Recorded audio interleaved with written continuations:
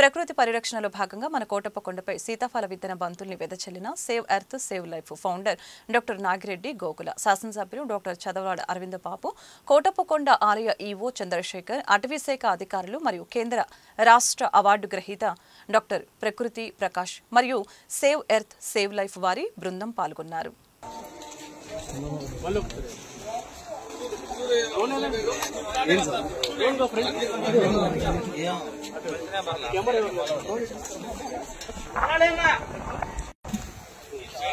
Save life కార్యక్రమం పర్యటిస్తున్న మన ఎమ్మెల్యే చంద్రబాబు అరవింద్ బాబు గారి నాయకత్వం.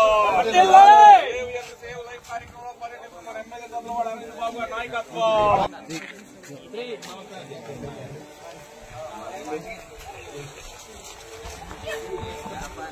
శుభాకాంక్షలు. మరి నర్సరావుపేట పట్టణంలో కోటప్పకొండ మీద save earth and save life అనే కార్యక్రమాన్ని చేపట్టడం జరిగింది.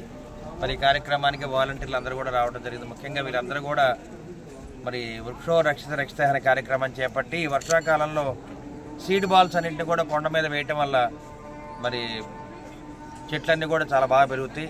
అంటే ఫలాలు ఇచ్చే చెట్లు, సీతాఫలకాయలు కానీ, జాంకాయ చెట్లు కానీ, చింత కానీ, వీటన్నింటి కూడా సీడ్ బాల్స్ రూపంలో కొండ మీద వదిలినప్పుడు సరైన వాతావరణం ఉన్నప్పుడు అవన్నీ కూడా బాగా పెరిగి మొక్కలు అవుతాయి, మొక్కలు మాలలు అవుతాయి.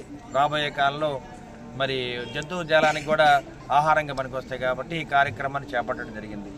అంటే కొండల మీద తినే వృక్షాలు, తినే పళ్ళు లేకపోవడం వల్ల కోతులన్నీ కూడా గ్రామాల మీద పడి ఇబ్బంది పెడుతున్నారు. కాబట్టి దీన్ని నివారించడానికి వీళ్ళందరూ కూడా save earth and save life అనే సంస్థ ద్వారా ఈ కార్యక్రమాన్ని చేపట్టడం జరిగింది.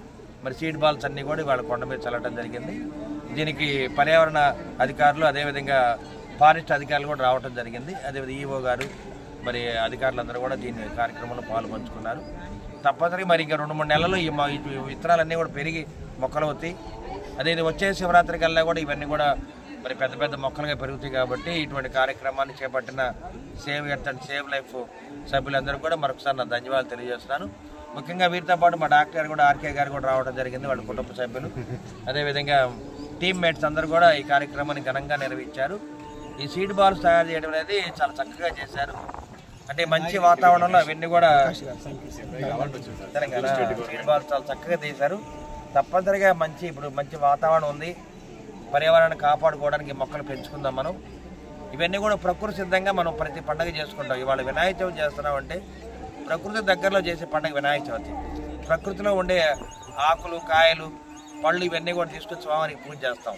అందుకని ప్రతి పండుగ వినాయక చవితి కానీ, దసరా కానీ, సంక్రాంతి, ఉగాది ఇవన్నీ ప్రకృతి పండుగలు. ఈ పండుగలు చేసుకోవడం వల్ల దేవుడి రూపంలో మనం అన్ని కార్యక్రమాలు చేసుకుంటున్నాము. అందుకని ఇప్పుడున్న పిల్లలందరూ కూడా తెలుసుకోవాలి, వినాయక చవితి ఎందుకు చేస్తున్నాము, దసరా ఎందుకు చేస్తున్నాము. ఇవన్నీ కూడా తల్లిదండ్రులు అందరూ కూడా తెలుగులో వాళ్ళకి నేర్పాలి. పండుగల యొక్క విశిష్టత చెప్పాలి. మరి కార్యక్రమాన్ని ఇంత ఘనంగా నిర్వహించిన save earth and save life సభ్యులందరూ కూడా మరొకసారి నర్సరావుపేట తరఫున ధన్యవాదాలు తెలియజేస్తున్నాను.